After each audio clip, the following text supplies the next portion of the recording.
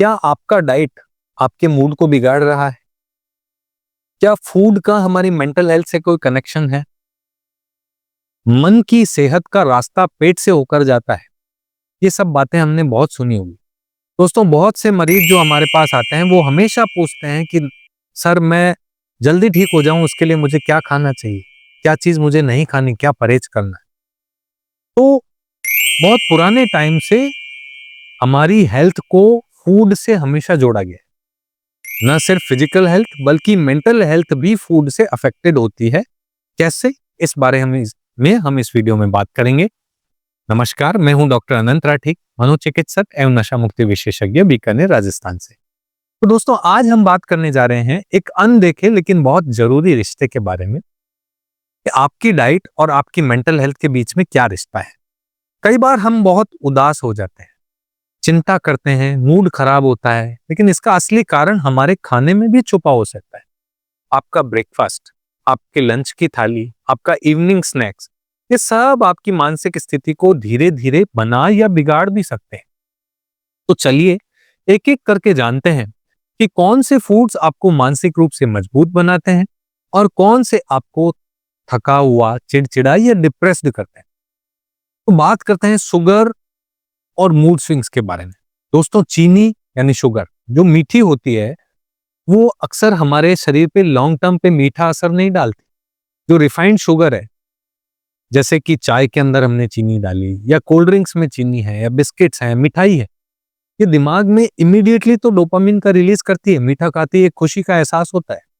लेकिन थोड़ी देर बाद ही जैसे इंसुलिन का स्पाइक आएगा, उस मीठे को पचाने के लिए बॉडी इंसुलिन रिलीज करेगी। तो इंसुलिन का स्पाइक आते ही ग्लूकोज का लेवल सडनली डाउन हो जाएगा और बॉडी में एनर्जी जो है कम हो जाएगी। इसका ये नतीजा होता है कि बहुत जल्दी थकान, चिड़चिड़ापन, बेचैनी या कभी कभी गुस्सा ज्यादा आना ये महसूस होने लगता है।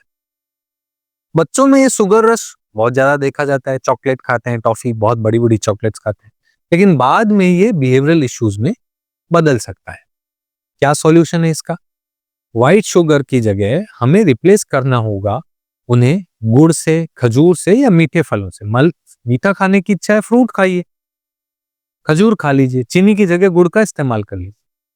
प्रोसेस्ड जूसेस की जगह फ्रेश फ्रूट या नारियल का पानी पीजिए। प्रोसेस्ड फ्रूट जूस में बहुत सी चीनी डाली होती है, तो नॉर्मल फ्रूट खाइए, ताजा फ्रूट खाइए, नारियल पानी पीजिए।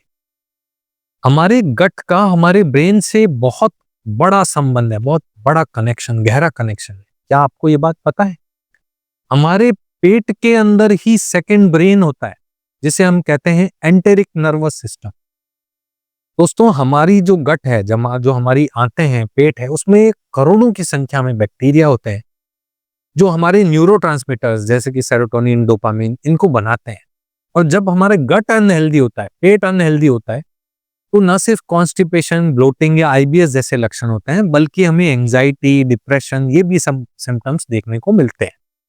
आपने भी महसूस किया होगा, जब आपका पेट सही नहीं हो तो आपका मूड चिड़चिड़ा रहता है, आपको बहुत ज्यादा स्ट्रेस फील होता है, आप बहुत ज्यादा लो फील करते हैं। दोस्तों, साइंटिफिक रिसर्च कहता है कि हमारी बॉडी का 90% सेरोटोनिन हमारे गट प्रोड्यूस करती है, जो हमारी खुशी के लिए और हमारे खुशी और गम के संतुलन के लिए जिम्मेदार है। तो क्या डाइट लें जिससे कि हमारे ब्रेन के अंदर बहुत अच्छा सेरोटोनिन बने?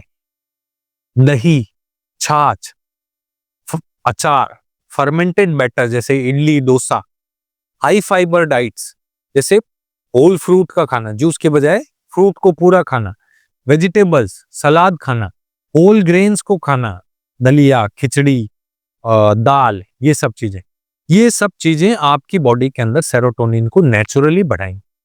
एक और टिप आपको दूं, आपको अब कभी भी अगर बीमार होते हैं और आपको एंटीबायोटिक्स चल रही हो, तो एंटीबायोटिक्स के साथ हमेशा प्रोबायोटिक्स भी लें, गट बैक्टीरिया लें, ताकि हमारे पेट के बैक्टीरिया डिस्टर्ब नहीं हो, जो अच्छे बैक्टीरिया हैं वो डिस्टर्ब नहीं हो।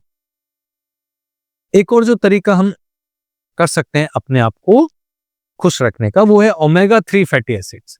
इनका इस्तेमाल ज्यादा करें।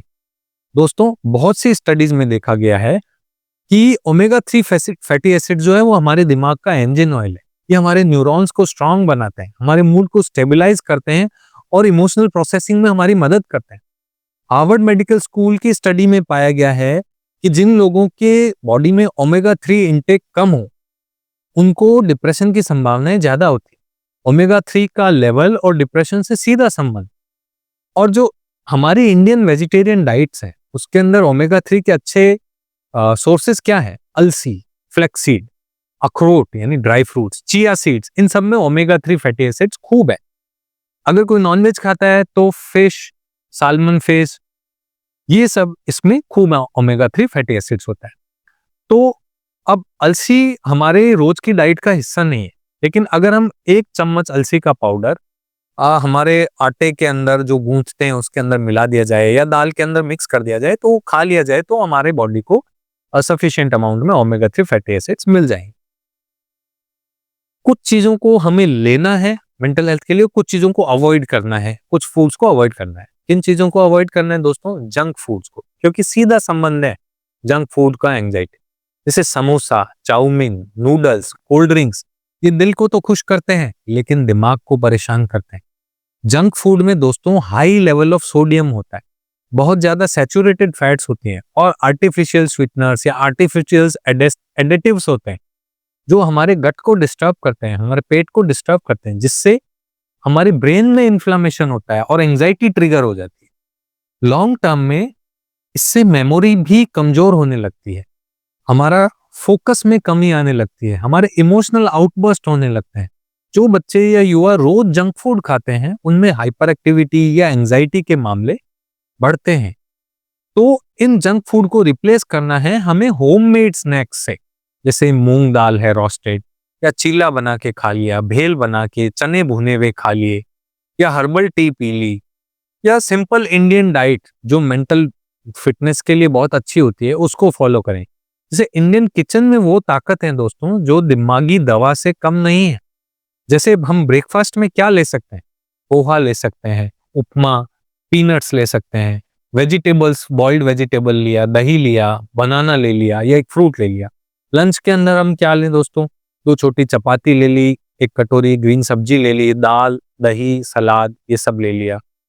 स्नैक्स के अंदर हम मखाना ले लिए, बॉइल्ड चने ले लिए या भुने हुए चने ले लिए, छाछ ले ली, इन सबको हम स्नैक्स में ले सकते हैं।